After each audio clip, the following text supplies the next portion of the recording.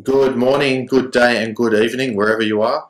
To those of you about to listen to this conversation, this is Jeff Walker, about to share a short conversation with an absolute legend in the massage and orthopedic massage profession. He's made an extraordinary mark in the industry. He has an extensive resume that includes, now get this, he's the author of several books on pain and muscular therapy and treating pain and injury.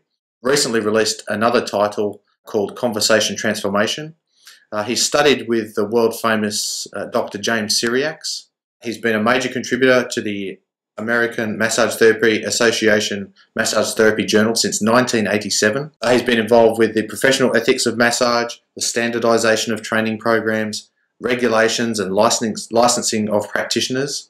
He's received a Distinguished Service Award in 2000 from the AMTA. He's been honoured as President's Award in the year 2000 by the AMTA, and most recently he was inducted into the Massage Therapy Hall of Fame in 2010.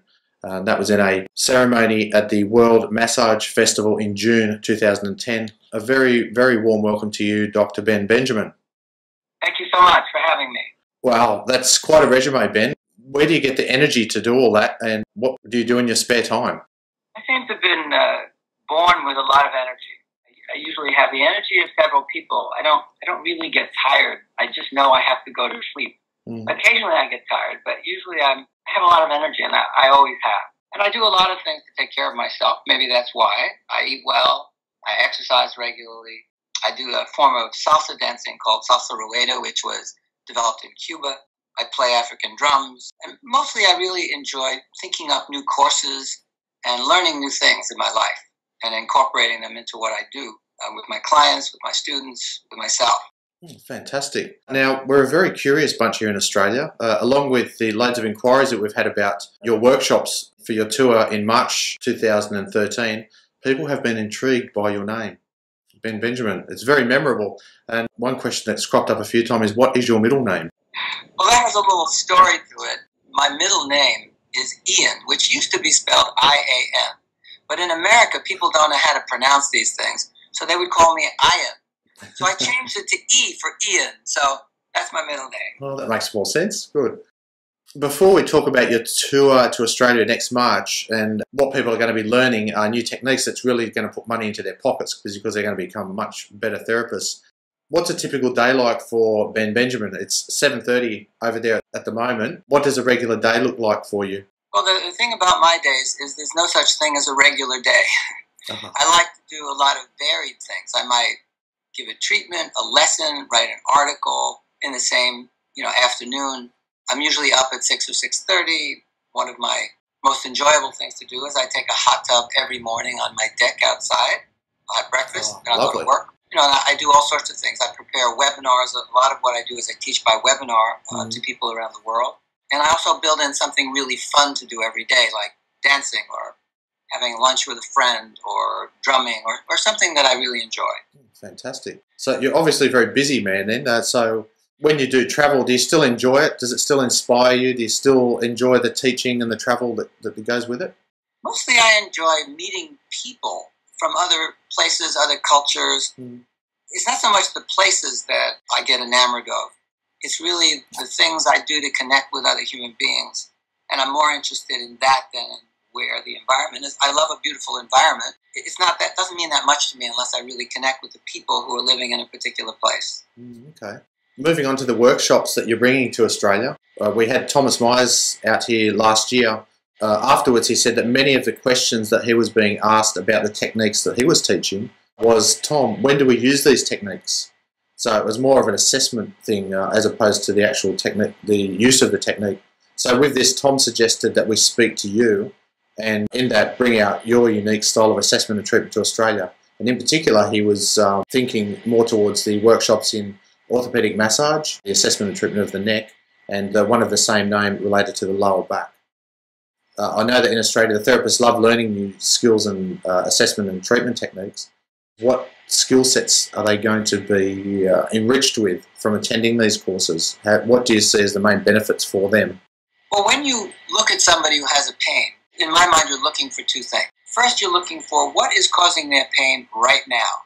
How do you assess really precisely? And when I work with Dr. Syriacs from London, he said you could really get the injury down to a tiny little spot that's usually causing great pain, that's referring pain in various parts of the body.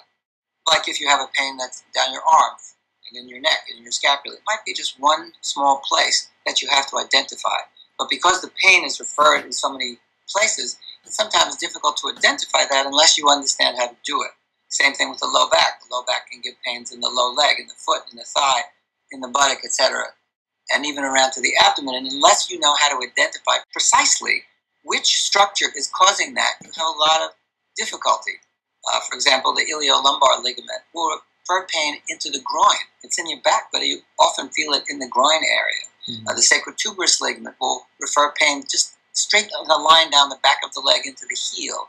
Or the gluteus medius sometimes skips the thigh and gives you pain in the lateral leg.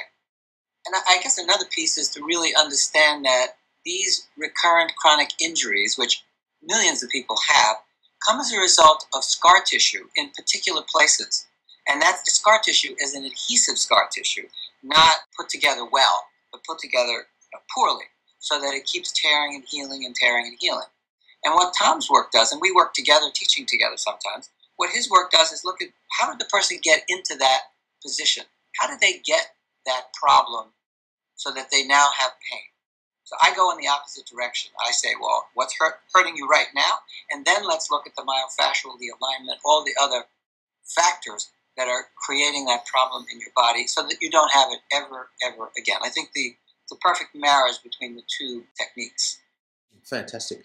I know therapists are going to love this stuff, that when they master these techniques and become experts at doing it, there's really no reason why they can't be charging $150 or $200 an hour for their treatments. After all, they're going to be solving physical problems that people may have had for months or years. So that's fantastic. Within these workshops too, I'd also like to discuss what's perhaps the most innovative inclusion that I've seen in a workshop. And that's in the last half of the day of the workshops. You openly invite any of the participants to bring in their problem clients to attend for an assessment. So the therapists always have problem clients. Every workshop you go to, there's... So what a great way to get the most out of this workshop. When did you decide to put this in the workshops, and does it work well? Because it seems like a no-brainer that it should be part of any workshop, really. Absolutely. I've included it since about 1986, and the best way to learn is to have the actual experience of assessing somebody. In a class, it's really theoretical. And we do some learning games as well that are based on real clients. But then we have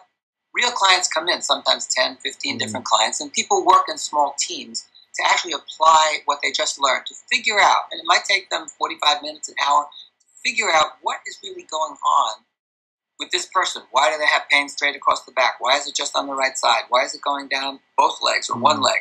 What's actually going on? And then I check them and I supervise their work.